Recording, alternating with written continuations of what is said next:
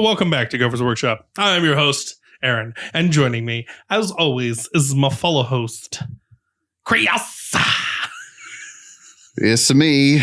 It's me, reluctantly. Sweating my nuts off. For those of you who don't know, our studio doesn't have AC in it. It's starting to get hot out. So supposedly AC's going in here at some point, but it's not up to us when. So it's all right. We all spent some time in the desert and we know what it's like. The soundproofing doesn't help. Anyway, Chris. Yes. What are we talking about today? Well, so, there's a constant, I don't say constant, it's a pretty close to constant stream of 11th edition news and spoilers and new models and 11th edition box set Weird Boys and all sorts of cool stuff. So I saw that. Yeah, we could start there. So Weird Boy came out. We didn't get a data sheet, I don't think. We just got the model. Also, the model's pretty dope. So he is much bigger. I don't know. Like, I can't tell exactly what base size he's on. I could be wrong, but he looks like he's on a 40. So he is clearly much bigger. There's a chance he's even bigger than I assume. They could put him on a 50, but I'd be extremely surprised if that was true. Did you also see that they dropped the rules for Wazdaka? For Wazdaka? Yeah. No, I missed that. Wazdaka Gutsmack got his rules. And boy, howdy, orcs have lance. Anyway, I'm going to leave you with that. Okay, I missed that one. I'm going to have to go double check that. Yeah, you got to leave that one. I did see that they dropped / spoiled Yarrick's data sheet. Dope. Yep. If you're a guardsman and you're not taking Yarrick, you're wrong. I have so many questions. It's a good data sheet. Mm-hmm. Like, we don't know the points yet. We just have the data sheet. Also, it's a good data sheet. I'm still confused as to lore reason behind some of the choices they made. Whatever. the man's old bale eye is a gun. I'm on board. Also, why does it have 2 shots? He only has 1 bale eye. Did his one robotic eye turn into goggles? It should be 1 shot, not 2. That's a lore specific thing. I'm happy to have 2 shots. It's a decent gun. Also, it should be 1 shot rapid fire or something. Because it's, again, I don't know why it's flat 2 shots. He's got 1 eye. Whatever. His ability is actually really good. He's basically a Primarch because he gets a little table of choices and he's got to pick one. And all right, cool. Of the 3 choices, one of them seems hilariously mediocre. One of them seems very solid and also a trap. And then the last one seems unimpressive, but probably actually the best choice. At the end of your move or opponent's movement phase, beginning of shooting phase, end of movement phase, somewhere in there, you get to pick an enemy unit that ended its move within 12 or was set up on the battlefield within 12. And then you just get to out of phase do a thing. That's going to be so powerful. It doesn't look like it's the most impressive one. The other one looks slightly better. Oh, the Overwatch, and then I get to shoot you again. You get to choose to charge them out of phase. And it's not his unit that's charging. You could choose a regiment unit around him. Okay, well, that's good, but also it's hilariously good. I'm going to take my infantry squad, my shitty Cadians, and just charge you out of turn. Yes, I don't get fights first, but let me tell you how your 10 brick of Infernus with Vulcan doesn't get to shoot at all anymore. Eat it. You are going to absolutely mulch probably 2 whole units of guardsmen. Now you get to do nothing. That's so good. Mm-hmm. I deep struck 6 inches away. I'm going to charge you with my Death Guard. Yeah, Death Guard, the Terminator guys. Death Shroud, that's the one. Yep. Death. But yeah, I'm going to charge you with my Death Shroud. It's all right, cool. I'm going to turn off your fights first because I'm charging you. So I don't get fights first, but neither do you. So suck it.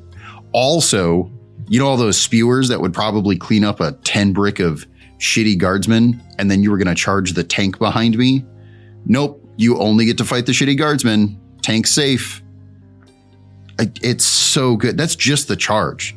Like they deep strike some like little tiny shitty unit that's meant to do an action. You get to out of phase, just, I don't know, shoot that guy to death. He's dead. No action for you. It's so good. That's clearly the best one. Again, the orders one is the one that everyone is probably going to gravitate towards, right? Because like the argument is like, yeah, it's a 12-inch bubble. They could just not end within 12. Yes, they could turn off your ability, but also you're board controlling them. So I'm okay with them not letting you use your ability. It's still board control. But the easier answer is probably the orders. You get to just issue orders in a bubble, which is, holy shit, so many orders. That's really good. I just want to say, if in the lore that comes out, it doesn't explicitly say that because the orcs believed hard enough that Yarg got to go back to life, I'll be disappointed. I mean, for what it's worth, his other ability besides the Primarch select an option is come back on death. So like it's thematic. It's a good data sheet. Like Old Baelai is reasonably scary to like elite things. I mean, orcs. But it's not like tank busting or anything like super broken. Mm-hmm. He's still going to be a surprisingly cheap character, even though he's named. I think he's hilariously good. Yeah, he's great. So, that being said, we spent a good amount of time talking about Yarrick. Yeah. I wanted to spend extra time on him, mostly because A, we have a real data sheet, and B, Yarrick is probably the he might actually be the most sought after thing for like the end of 10th edition. Like there's other stuff that we think is coming, and if it comes, boy howdy, is that going to be the new most sought after thing. But like everyone's excited about Yarrick. Like non-guard players are like, yeah, I'm glad he's not dead. He's back. Hooray. Like people are talking about very excited about him. Yep. I know we've had a couple people pop in here like, I just collect the Yarrick figures. I'm glad to see there's one in 11th edition. Yeah. So again, I'm not saying he's the most important part or the most important thing to go over right now, but there's a lot of excitement around him. So I wanted to give him his due time. Moving on to 11th. So we still don't have a ton of information, right? We're slowly getting stuff. Sounds great. They explained how cover works a little better. They also kind of validated some stuff that we already knew as far as like standing on objectives is I can just like toe on and my OC counts and stuff like that. So there's still some stuff that's like unclear, right? But me and a couple of guys at the shop have been playing a couple of games on the new terrain layouts. We don't have all the terrain layouts. I'm not saying we know all the things, but they gave us 2 missions, or 2 layouts, I should say, and 1 mission. We've given that a try. First off, I guess the missions are a little easier to go over. We can do that first. The missions are, I think, surprisingly good. I knew they were going to be good. I'm very happy with the 2 we got. One of them, the Take and Hold, very easy to score points. Also, it's very hard to score max points. It's deceptive because looking at it, it's like, oh yeah, that's easy points. But then you realize you're getting so few each turn that it really encourages you to be very aggressive. In 10th edition, I've encouraged people a lot to like pick 2 of the center objectives out of 3, try to maintain control of those 2, and just like throw some shots over at the 3rd one, right? Holding a majority right now of the center is enough to win the game. And while it is still potentially true in 11th, the way that Take and Hold mission is like scored, it is actively encouraging you to like, you need to be fighting over all 3 in the center kind of all the time. You will not score max points if you're only holding 2 out of 3. You can't. So I like how deceptively aggressive it's encouraging you to be. Moving on to the other mission, the Disruptive Force or Disruption Force, I think is what the other category is called. That one is basically action focused. And I would totally go out on a limb here and say this whole category is probably action focused. So if you want to take a bunch of MSU and you want to do a bunch of actions, yes, it's going to hamper your damage output, but the ability to score points is so plentiful. I played a game the other day against a Necron player, and this Necron player did not build a list designed for this mission. They were just like, this is my list. I'm playing the thing. Cool. Why don't you try this action-oriented one? Cool. He still scored 13 points on turn 1. 10 points of that 13 was primary. He only did 1 secondary on turn 1. That's insane. Like, again, he gave up a lot of damage output because he was having to do actions. Also, he didn't care. He's like, I am so far ahead on turn 1. That's really good. I scored primary on turn 1, which is normally not, how 10th edition works. But I scored primary and I was doing the take and hold. But because I could only score certain things on turn 1 and the rest of the take and hold is like second battle round down like we're used to, I only scored like 6 primary turn 1. Still pretty good. Yeah. But also he was 4 points ahead. And as much as I say he gave up damage output, he went first, which means he didn't have options to shoot anyway. So like he just scored 10 points for normally on turn 1, he'd just do nothing. He scored 10 points for staging.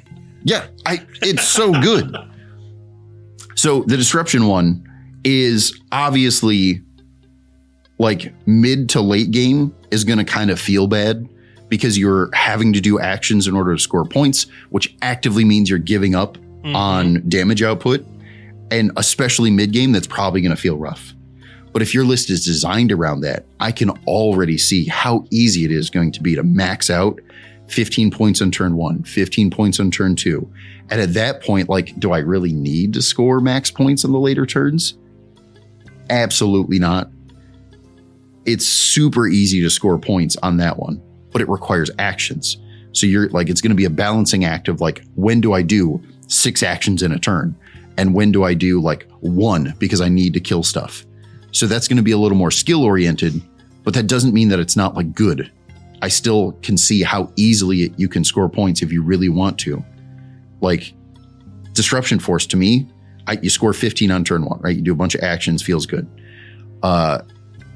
Turn 5, assuming you have enough units left, even if you could table them. Turn 5 is almost always going to be like, I'm going to go do 5 actions and I'm just going to score 15 points and that's enough for me. And then you just win off points. Who cares if you tabled them? Like, yeah, it's really good. I guess that kind of answers the question I had in my mind, which is what everybody immediately goes to seeing these 2 maps. Oh my God, Melee is going to have such a great time at the beginning. It's going to be so overpowered. I think people forget that the game is won by points. Yep. And if you're telling me right now that an army arguably is selected to be durable, is probably what's going to be selected to be doing these missions of like action. Well, and I think it could go both ways, right? Because yeah, you could use a durable army and then like action your way to victory. That's an option. I hear you. I don't actually know that that's what I would see or what I would use Disruption Force for. I would use it on the softer factions, being able to take whether it's Drukhari or Eldar or like a Tau list if you're playing like the Kroot stuff or like all these softer armies where you're spamming. Before they die, yeah, kind of being able to take a 40 to 60 point unit and I'm going to go do an action and then I die and that's a valuable 45 points. Or I don't die and so help me, I'm going to do another action and that's like the most efficient 45 points I've ever spent because it's like 45 points for now like what 8 to 9 victory points. I'll do that shit all day. Well, like the whole takeaway is that this is supposed to be evidence proof that it is not going to be a runaway like with melee armies like everybody thinks. Yeah. Sure, they have an easier time getting to destinations now. There's no arguments there. We've already seen it. I got to see it with your guys' match. Melee armies have an easier time getting to certain destinations. That does not mean they have an easier time scoring points. The thing that wins you games. Yep. I think the big thing for me is that we all acknowledge at the beginning of the edition, everyone's going to say melee is the answer, right? Because they're going to feel hampered by the whole hidden mechanic and getting blown up just because you feel like it. But again, there's so much stuff that just drops hidden off. Doing an action drops hidden off. I believe, though don't quote me on this yet, because we don't have the actual verbiage, but I believe just doing an advance prevents you from having hidden. So like hidden is going to apply on turn 1. Absolutely. Because you like haven't moved yet. My opponent went first. I get to use hidden on a few things. So like indirect fire doesn't just screw me over on turn 1 when I haven't even played yet. Hidden's good. But I think the reality is as people play the edition and as people get used to it, all this melee, it's a melee edition, I think is going to drop off reasonably quickly. And we're going to see it get back to like a more balanced thing like we do right now. Yep. I think people tend to forget that as a person who played pretty much only melee, I actually had a really tough time in 10th edition, especially with the maps. There's not a lot of places to hide. And I had people argue all the time, well, certain map layouts you did. Sure, the ones that weren't used competitively. Every map right now in 10th has some good spots to hide. Right, absolutely. But there's trade-offs, right? Like in order to stay properly hidden, you're probably not doing actions. You're probably not holding objectives. I'm not doing much of anything except for staging. Yep. And hiding in those little holes. And then you go and expose yourself because like now I'm going to go, jump through the wall with my jump packs. I'm going to charge with my JPI. I'm going to do a bucket of mortal wounds and then clear some stuff up. Maybe I tag into someone else to mess with their movement and, lose a few models in the process. But like, no, that's all valuable stuff. That's great. But the reality is like, melee focused armies, they're usually about mobility, which means they're doing a lot of advance and charging. They're doing a lot of advance just to stage for next turn. They're doing a lot of like, I need to go charge that, which potentially means I'm going off of the objective that I'm holding. Like melee armies have drawbacks. Yep. I'm not saying that, again, new edition, the fact that the objectives are the terrain feature, that's both good and bad, right? It's good in the fact that you're holding an objective and now you get cover. So like you're not just standing out in the open. Well, that feels bad as the defending player, but as the attacking player, well, now when I go to charge your unit, I'm charging onto the objective and gaining cover instead of just charging onto the objective and then I can get wiped off later. Like, again, there's trade-offs both ways, but overall, I think everyone, mostly because of the internet, not because it's valid, but mostly because the internet's going to say everyone's going to gravitate towards melee heavy initially. I don't know that that's going to stay. Well, and that's my whole point is in 10th edition with me having to move from building to building and those buildings were very far apart. I was leaving myself open with a lot of chunks of my army a lot of the time. That being said, we're now moving to an edition where I feel more comfortable moving building to building. And there'll be some exposure, but also it's not nearly as much as it was before.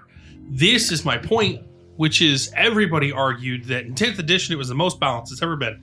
And I agree. But now we're moving into 11th.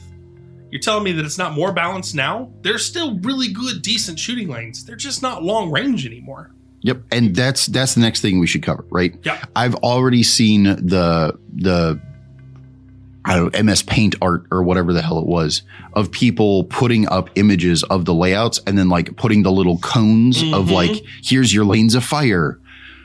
I hated that the minute I saw it because I knew that wasn't true.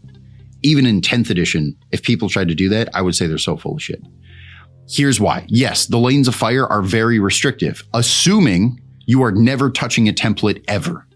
You were making a bold assumption there, but That's what I'm saying, right? So like if you go back and look and they're like, oh man, there's no way to get like lanes of fire into the deployment zone. It's like, there's one of the big, 7x11s or whatever it was. There's one of the big templates that is an objective a couple of inches outside the deployment zone, which means you can very easily get into that. And now that you're in it, you can shoot through it. And I can absolutely shoot into my opponent's deployment zone. I can shoot from touching one table edge to another unit touching the other table edge on turn 1 when I go first. And I don't even have to move like 12 inches. I only have to move like 6 to 8. So to say that like, oh, there's no firing lanes or like all the firing lanes are short, I don't think that's true at all. And are they shorter than 10th edition? Absolutely. You can't get to the edge of the map and just see all the way down the whole map. All right, you're right. They're shorter. But that doesn't mean that they're still the long fire viable. doesn't exist. Yep. Yeah. The whole thing is, and that was going to be my next point, is that everybody goes, yeah, but shooting got nerfed in this edition. No, it didn't. I argue that shooting got better this edition. What we're going into is the ability to move. I tippy-toed and do a thing. I can now shoot out of it because my gun's over the template. It's so easy to do that with 99% of the map. Because there's a bunch of like 2-inch or 2.5 inch wide.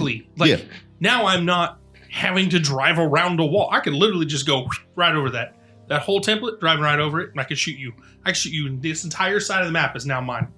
Yep. Also, it's a bold assumption to say that as I look at the map, we have one sitting right here in front of us, all set up to go. As I'm looking at it, that's a bold assumption that your opponent hasn't already done an action and lost the hidden keyword to begin with. Right. And depending on the mission category that they're in, then yeah, you're right. My big thing is, I'm not going to say that shooting is better this edition. We don't have enough information for me to feel comfortable making that claim. But I will say there are more templates. And if you look at templates only, you're right. Shooting lanes have gotten shorter. They're a little more restrictive. I hear you. Also, for those of you who don't know, if you look at the pictures, the terrain on there is in 2 different color categories. So you've got the green stuff, which is the walls and they're the buildings that you're meant to not be able to walk through them unless you have the right keyword. Yep. Including the weird shaped one that's like, they're basically saying use a silo or trees or something like that. But some of them aren't meant to be walked through unless you have the right keywords. All of the yellow stuff, I don't care who you are. You could be a land raider. And the idea is everything that's in yellow is supposed to be walk-overable. I would not be surprised if a majority of tournaments, especially initially, but even long-term, everything that's yellow, they just put out the template and they put no terrain there. That's going to save them buckets of money. And also, as far as you as the player is concerned, it's kind of irrelevant, right? You're supposed to be able to walk over it. It's supposed to be like an inch tall. It's supposed to not really do anything other than be pretty.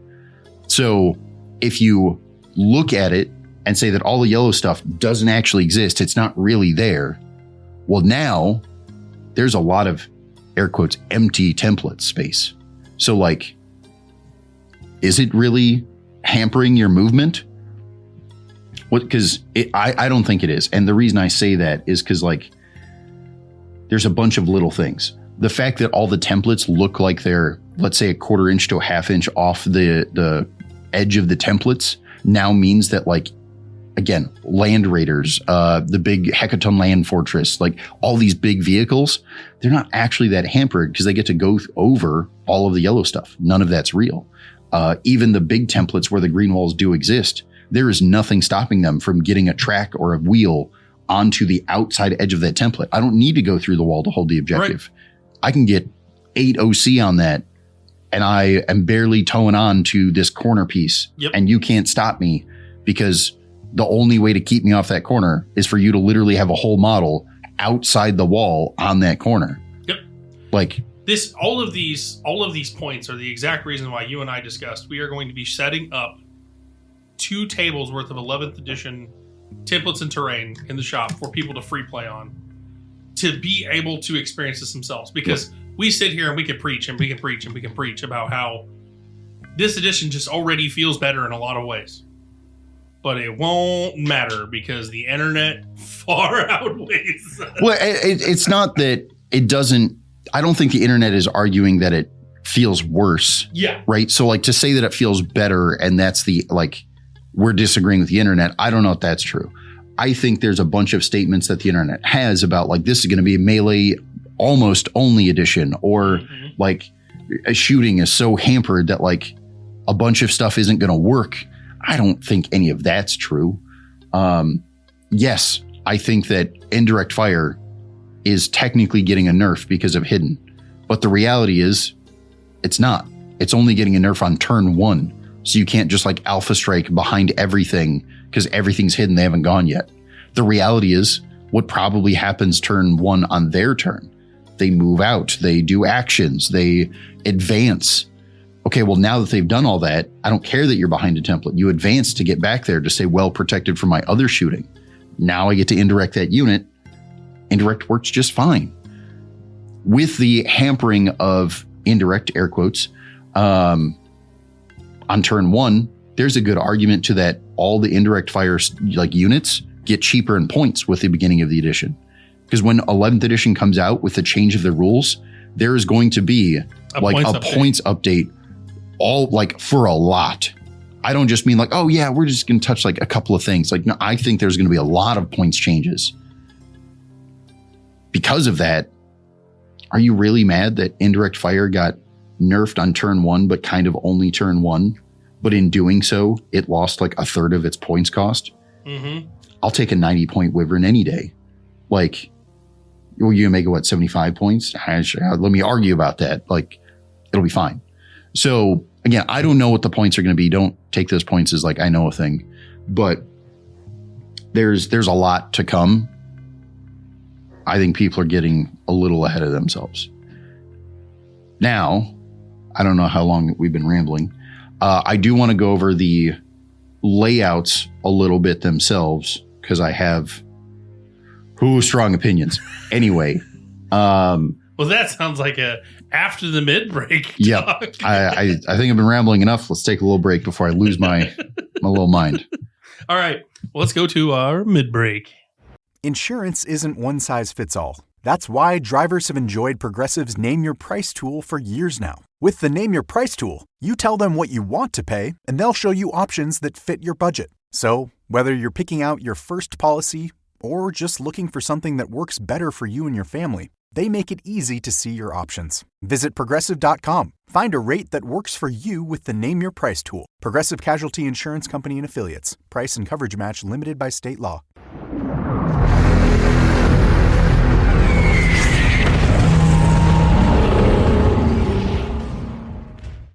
Well, here we are, middle of the episode, Chris. Chris! What's the first thing we do? Chris! Patrons. Attaboy!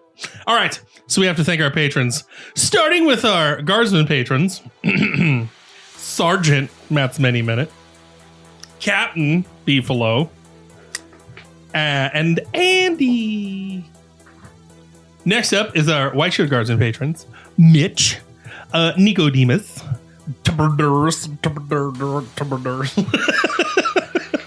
and a new one. You ready? I'm ready. Stephen Grace. I don't know that man, but I appreciate him. So next up, we have finally on our list our lovely Servo Skull patrons, Dez and Renee. So thank you to our patrons, because without you, the ever-growing list, I love it. This wouldn't be possible. So thank you. And also, a big shout out to our listeners, because without you, we would talk into the void of space and lose our minds. Who's to say we're not already doing that? Bazinga! So, Chris, with our lovely patrons and listeners thanked, I have something for this mid-break. Are you ready? I'm ready. We have so many of last week's and the week before last pre-orders items left. Yes, it depends on how you are determining when they go up in pre-order or when they release, because it's a 2-week window. Anyway, the answer is many pre-order. We've got AdMech. We've got, my God, we have all kinds. Custodes. We've got so much. And the reason is because we said it a couple episodes ago, and we're going to re-emphasize it here. We are going so hard into 11th edition to make sure that you guys not only get the things you need, but at the discount rates you arguably want, to keep dollars in your pocket and get you guys started with the new edition, the new units, the new fun. We are doing everything we can and as hard as we can to do. We're doing this for you. That's it. We're just doing all this for you. So if you're looking for the new Night Destroyer, you're looking for the new AdMech units, anything you're looking for, because the new Custodes models and tanks. Why are there 3 different tanks in 3 different boxes? Okay, anyway? That upsets me. 2 of them are the exact same chassis with a different turret. That could have just been an extra sprue. Why are they separate? I don't know. That's upsetting. Anyway. We have a bunch of stuff. Yes. You can still get your stuff through us right now. It'll still be 15% off. GW always, all the time, 15% off. You can head over to our website, That's gophermafia.com. It's also in the description of the show notes. It's on the YouTube and the linkies. It's everywhere. Go check it out. Speaking of which, for those of you who are listening, which is, I don't know the percentage, but we're going to say a percentage that I don't know. We have since tried to start setting up our web store to allow for international shipping. Yep. We're still working on that. I don't know if we got it right. I think we got it right. But for those of you that are outside the country, that includes Canada, Mexico, etc., you can try to use our website. We'll try to get you the 15% off. It will charge you shipping. Depending on what country you're in, it may not be worth it, but we want to make it available for those countries where it is worth it. Yep.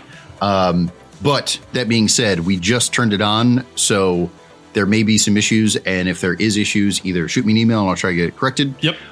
Or just kind of work with us. We may have to, if there's an issue, we may have to, refund it or fix it in whatever way. But we're trying to set that up so that we can start helping more people. Yep. That's the idea. That's we discussed it off air with 11th edition coming around and all the new game sets like Fall of Factions is getting its new updates and it's starting to grow.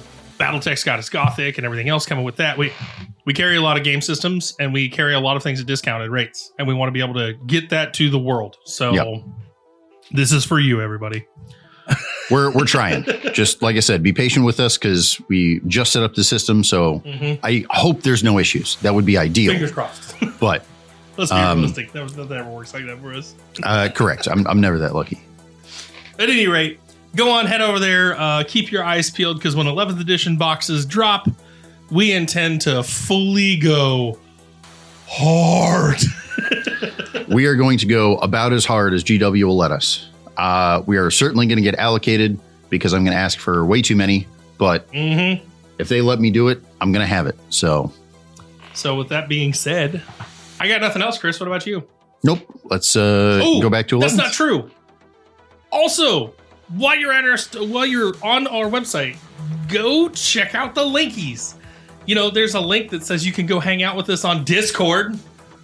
Go join our Discord because we announce new pre-orders and everything else on there. We do all the things. We also sit and chat and hang out with you, and you can ask Chris all kinds of dumb questions. That's my job, answering questions. Yep, that's true.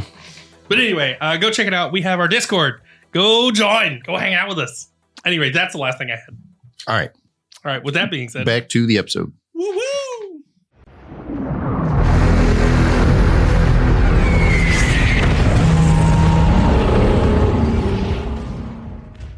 All right, Chris, here we are. The last part of the episode.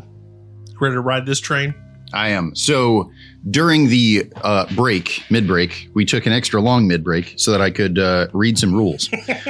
I got a chance to take a look at Wazdaka. First off, he's bullshit. Auto take all day. So he's a lone op character driving around on his little bike all by himself. Cool. Also, why in the hell is this man T8? That's kind of crazy. He's a war biker with extra bits. I'm not mad that he's T8, but also that doesn't align with like anything else. Anyway, he is very good. 3 up, 4 up, T8 wounds that he has a healing mechanic as well. Again, he's got a pseudo Primarch thing where he gets to choose a thing during the command phase. He is very good. I want to point out his gun. First off, it hits on 4s. Is this a thing to come? Orcs are going to start hitting on 4s? I don't know.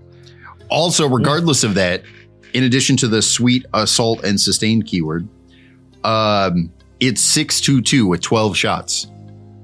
That is very reminiscent, and the model also looks very reminiscent of, I don't know, a Knight's Avenger Gatling cannon. Like, I think theirs is actually 18 shots, not 12. I could be wrong on that. But it's still 622. So this man is part knight. With that precision, though. I'm just saying, I figured out where the T8 comes from. He's driving an arm of a knight. That precision on the grabba draga. Yep. Which is, again, decent. I don't know that it's going to kill a character, though, right? It's like flat 3 damage with 1 shot. Depends on what character you're shooting at, because, I mean, a lot of Space Marine characters, like generic ones, they got 3-4 wounds. It's like 4+. 3 wounds or less is going to be like a guard character. No, because even they're 4. Oh, yeah, you're right. All the Space Marine characters, I think, start at 4 and then go up depending on Terminator, etc. It's going to hurt. But that's the idea is this by itself is probably not enough. The reason this precision feels cool is because, assuming they don't change it, they probably will. The Weird Boy right now has his super laser of mind bullet precision. Well, that's really good. Okay, maybe it doesn't quite finish him off, right? Because there's like a random damage and like, all right, cool. This might be like just enough to like, all right, the Weird Boy didn't quite do it. This will finish him off. Again, I'm not saying that's going to happen, but precision feels like a side keyword here. It might finish off a character. It might finish a character. Because again, you could get into the situation that we've seen plenty of times where like a war boss, epic challenges and then leaves the Gravis character on like 2 wounds.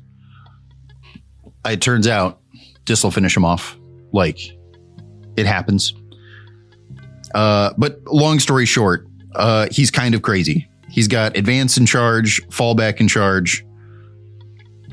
He's got uppy downy, which I'm going to say is really good. Not because uppy downy is like what orcs want, but because he has uppy downy with deep strike. And the fact that his shooting is actually good, hitting on 4, 6, 2, 2. Yeah, he really should be attempting charges. But even if you just uppy downy him and then just DACA away, that's a legit strategy with him. You could literally just absolutely murder a lone op lieutenant off of a home objective, or you could do so much more than that. You're right, but also that's yes, that's still very good. Goodbye, objective holder. So yeah, again, this is super good. He's also got like an auto 6 advance or move through terrain. Move through to terrain is legit. The auto 6 is, I'm not going to say irrelevant, but you're already moving 14 plus a D6. You could change it to an auto 6 and make it flat 20. But then you lose your advanced charge. Yeah, but you lose the advanced charge. So at that point, you're only doing the shooting, which again, I'm not mad about. But if that's the case, why didn't I just uppy downy? Like,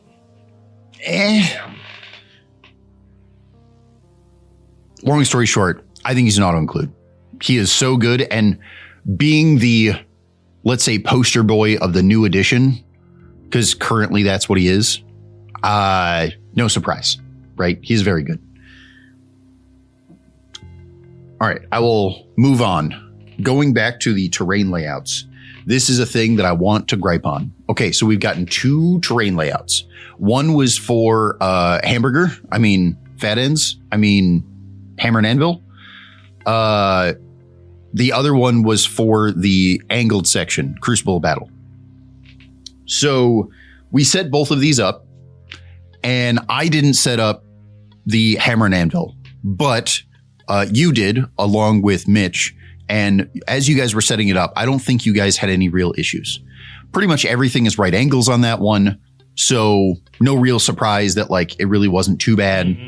But that was fine. I, on the other hand, set up the more difficult one, Crucible of Battle. I am pretty upset by this. First off, I played on the terrain, and getting past the whole setup part, playing on the terrain felt fine. I enjoyed the game. It has a couple of lanes of fire that are long. It has mostly short lanes of fire. I have no problem with the terrain setup. I think it's actually good. Once you start playing, I think it's solid. I was very happy. It was very fun and interesting to like try to deploy and like, I've never used this terrain before. So like, where do I feel comfortable going? And what is my opponent going to do?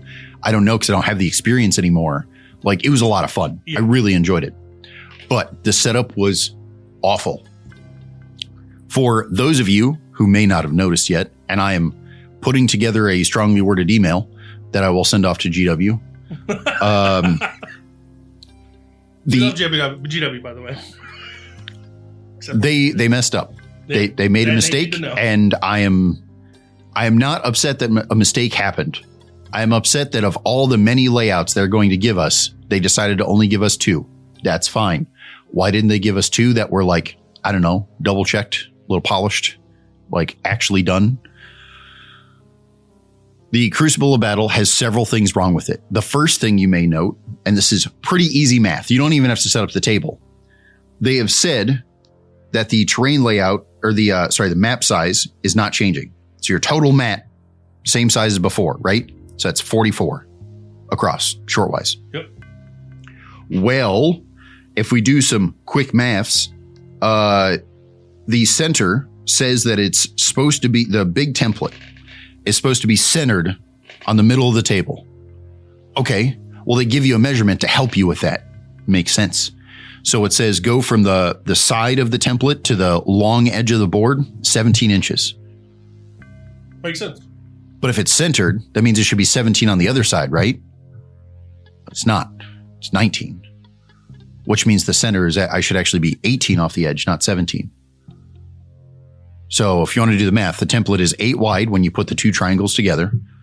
So now you've got 17 plus 8 plus 17. We have not met 44. So they messed up the number. We're going to call that a fat finger. I was confused at first, a little frustrated, but I figured it out.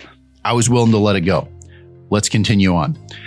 Setting up more of them on this little 2x6. They're saying the measurements are 10 inches by 18 and a half. This shouldn't be a problem. Step 1, they swap the 2 numbers. So the clearly much longer length, they say, is 2 inches, and the shorter length is 18.5. I wouldn't actually be bothered by this. This seems like a reasonable mistake. Numbers are correct. We just have to swap their locations. I would have totally let them get away with this.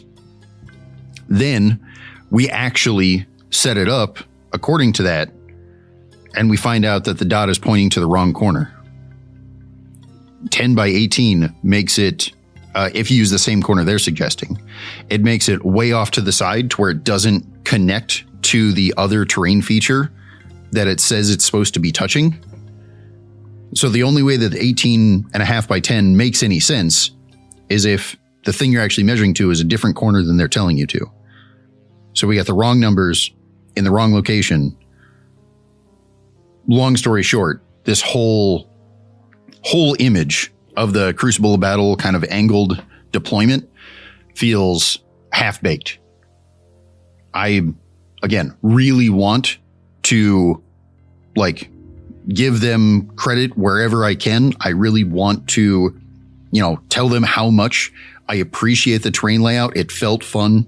It felt cool and interesting, but I don't know. I could not understate how frustrated I was trying to set this up, because even if all these numbers were correct, it is still, there's not enough numbers. Several of the thin, 2 or 2.5 inch wide templates, they tell you the way to line them up is here's a single point of reference. Measure this one corner. And then to get the angle correct, it needs to go along the deployment edge or along the midline. Okay, well, that's not the worst, but also, why didn't you just tell me what a second one of the corners would measure? Because just telling me to go along the deployment line, now before I even start setting up templates, I got to set up a line of dice or a tape measure that indicates where the edge of my deployment is. So when I go to put this template, I know what the angle is. The same goes for in the very middle. There's a couple of the 4x6s that are supposed to, they give you one corner, and then it's supposed to run along the midline, but it's an angle deployment. So the midline isn't easily measurable. You have to measure 15 inches from opposite corners and then draw your invisible line through the center. But again, how do I determine that? This is not easy to set up. If their GW is indicating that players are supposed to set up these terrain layouts as a part of their 3-hour game, and they've told us directly that setup time after people get used to it is going to be a part of the 3 hours that we currently have to play. that is not supposed to give us additional time, that's supposed to be a part of the normal round time, but players are supposed to do this as part of setup. Why is this one so damn complicated? The other one, way easier. I'm not going to say it's better or worse. I'm just going to say it's way easier to set up. And setting up the first one, like watching, Aaron and Mitch like do the thing, it made sense to me. I totally could set that up as a part of my round time. I don't actually feel like I'm losing much. Maybe I lose like a minute or two, on my end, 5 minutes total for like between both players. But that's really not bad. That's fine with me. This other one, even if I had a competent opponent who's used to setting this up and could set it up with me so we're as fast as we could possibly be, I set it up. I felt like I had it right. And then we put out the terrain and measured deployment zones like as we were deploying. And I realized that like, no, my angles are bad. Like this template is right along the edge on this side of the template, but on the other side of the map, I, got it a little wrong. And it's on the other side of the template. So it's like they're angled right, but they're 2 inches off because I put it on the wrong edge of the deployment zone. It's just too complicated. I'm not saying they should change the deployment or change where the templates go, but the image they gave us was bad. They need to give us more numbers for more corners so that I don't have to align it with the center line. Just tell me where the opposite corner is measurements. And if I get those two corners correct, it has to be at the right angle. Like that would be so much simpler. I really hope they fix this image because the first one, Hammer and Anvil, absolutely, I don't mind it. I didn't set it up myself, but I'm going to presume it's all correct, and I'm relatively fine with everything it is. The Crucible of Battle, they could have done better. And I don't mean like they won't do better. I'm assuming this will all be corrected by the time they actually go to print stuff, or by the time the image made it to the printers, because presumably they've already printed these. But for the love of all that is holy, like, you have so many layouts that you're about to give me, so many missions of all the options you gave us this early. Why would you give me one that's half done? It's not like you gave them all to me and like, well, in the shuffle of trying to get them all out to you as quickly as we could, we missed some stuff. Like, no. You gave me 2 out of the many. Even if there's only 3, right? There's 3 total layouts. Let's just say that's true. If that's the case, why would you give me the one that's not done? You could have easily given me a different one. It's just, again, to me, it's frustrating because you've given me so little information. Why is the information you're giving me not like complete? Anyway, that's enough rambling for me. I appreciate everyone who's listening and all of my gripes and cool stuff that we're talking about. Obviously, we'll keep getting you new episodes every week with all the new stuff that comes out. Whether that's models and data sheets or whether that's new actual 11th edition rules. Again, as much as I'm complaining a bunch about this specific thing, I totally acknowledge that whether it's immediately on release or whether it's before release or even shortly after, they will obviously correct all of this. It's just going to take them a little time and maybe a couple of emails to point out the things they missed. But we'll keep you up to date as best we can, and we will see you all next week. Hey everybody, it's Aaron. I want to thank you again for tuning in for this episode of Gopher's Workshop with us, hanging out and listening.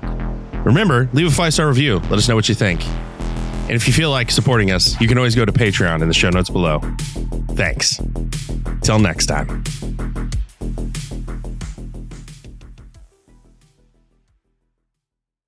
You're listening to this podcast, so I know you've got a curious mind. Here's a helpful fact you might not know yet. Drivers who switch and save with Progressive save over $900 on average. Pop over to Progressive.com, answer some questions, and you'll get a quick quote with discounts that are easy to come by. In fact, 99% of their auto customers earn at least one discount. Visit Progressive.com and see if you can enjoy a little cash back. Progressive Casualty Insurance Company and Affiliates. National average 12-month savings by $946 by new customers surveyed who saved with Progressive between June 2024 and May 2025. Potential savings will vary.